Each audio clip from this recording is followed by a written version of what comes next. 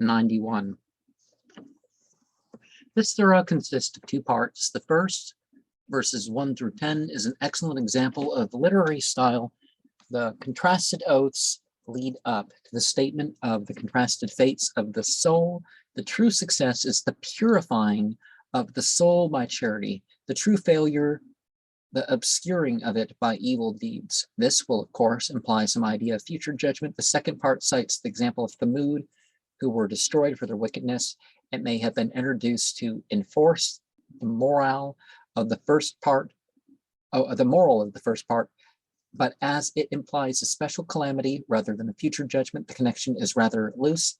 The rhyme, however, is the same throughout, and probably these verses 11 through 15 to enforce the general idea of punishment for unbelief. Surat Ash-Shams, chapter of the sun, 1 through 10, the true success and failure. Meccan, Thamud, 11 through 15, also Meccan. The moon following, in the sky, and the sun when the sun is set. Of course, in a broader sense, the gravitational force of the sun drags along the moon and other stuff. When their most miserable one was sent, this is usually taken to mean when the worst one of them was stirred up to lead them in their evil doing, but miserable has not necessarily a moral sense, and the verb is one that is used for sending a messenger. The mention of the messenger in verse 13 confirms the above interpretation, and to read the verse gives an interesting reflex of Muhammad's position in Mecca. For the fuller account of the she-camel and drinking, see Surah 771, and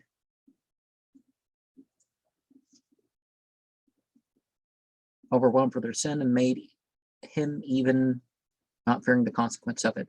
The reference to the pronoun is not clear. The usual interpretation is made the overwhelming equal upon them all. Well, our God, God doesn't do things with regret. So that's what I always thought. But Surah 92. This surah begins with a short series of asseverations leading up to the statement that men's courses of life are diverse, verse 1 through 4.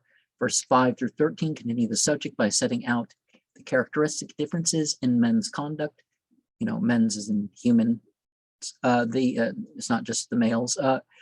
And the different attitude of the law to them. This may be somewhat later than the beginning of the surah, but it seems to be fairly early. Verse 14 to 21 describe more concretely the results of man's choice in life, though thus carrying on the thought they cannot be strictly continuous. Verses 5 through 13, because Allah is the speaker.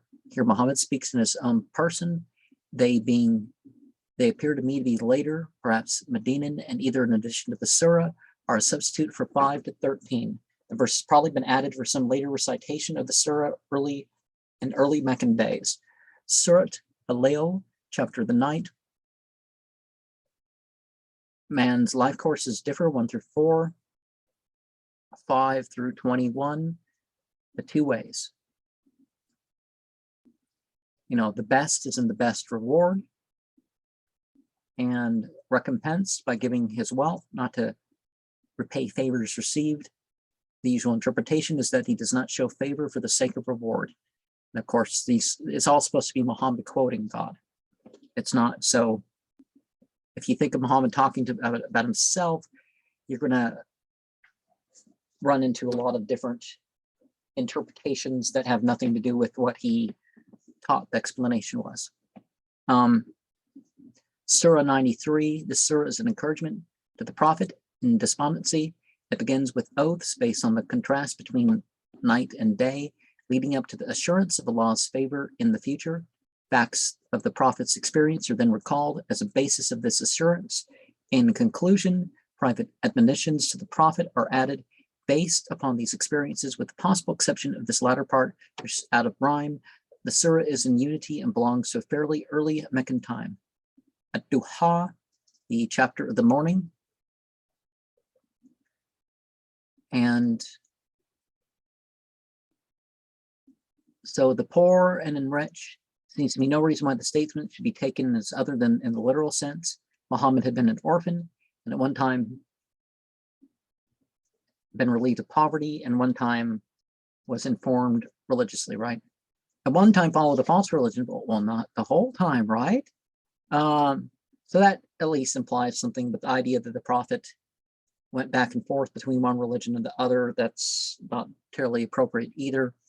Because like Jesus, they try to make it sound like his religion was Judaism, right? Like his religion was Judaism, but no, it never was. He never did take the conservative approach of the rabbis and, you know, the last better than the first, meaning Muhammad's future life better than this, although it means the future world better than the present, you know, because you got to apply this stuff to something a bit broader than that. Surah 94, this is an exhortation to zeal in religious work and apparently unity, whether it belongs in the beginning of Muhammad's mission or some later time of discouragement is difficult to determine.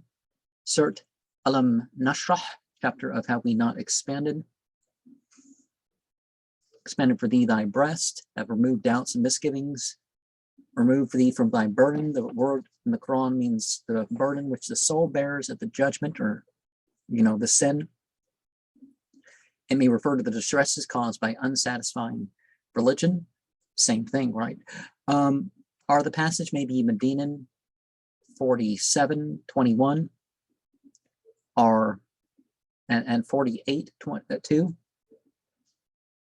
Verse 4 would well agree with this assumption. Surah 95, as in a number of other passages, a series of asseverations leads up to a statement, but these are not clear as usual, and the statement rather counters some hesitation on Muhammad's own part than disbelief on the part of his hearers. The passage must belong originally to the time when he was just adopting the idea of the judgment as part of his message. Whatever he learned, of the Quran and the inspiration, that built up. Verse 6 is longer than the others. It doesn't fit in very well as a later addition, probably displacing 7 and 8. Surat Atin, chapter of the fig, with hesitation in regard to the judgment, early Quran period, verses 1 through 8. Mount Sinai, in Arabic, Sinin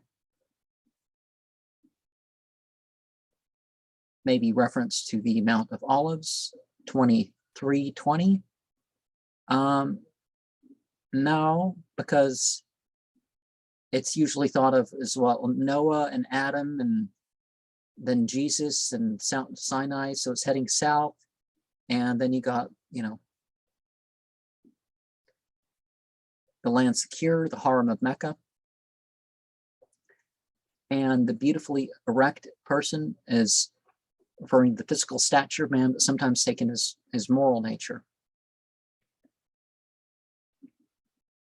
Kunstlinger, OLZ, 1936, page 1, argues that we have the idea found in Jewish literature that man's originally perfect stature was marred and decreased by sin, but this is doubtful. But that's actually the standard Islamic position. But several interpretations of the rendering to the lowest of low, referring to man's decrepitude and old age, his being laid in the grave, his moral depravity, to his being thrust into hellfire. The first was probably the original sense. The last was adopted when verse 6 was, and the reward rightfully theirs, Surah 41, verse 7. And the judgment, the errors will hardly bear the sense, what will henceforth make thee disbelieve the judgment? Although some Muslims take this in a way that regard thee as referring to man. So the human not saying, hey, they don't accept the judgment. Whether the judgment is going to be what it is or not, they're not accepting it. So this is something a little different, right? Muhammad seems to be doubtful about the proclaiming of the judgment, lest he should be accused of falsehood. Why? And where's that?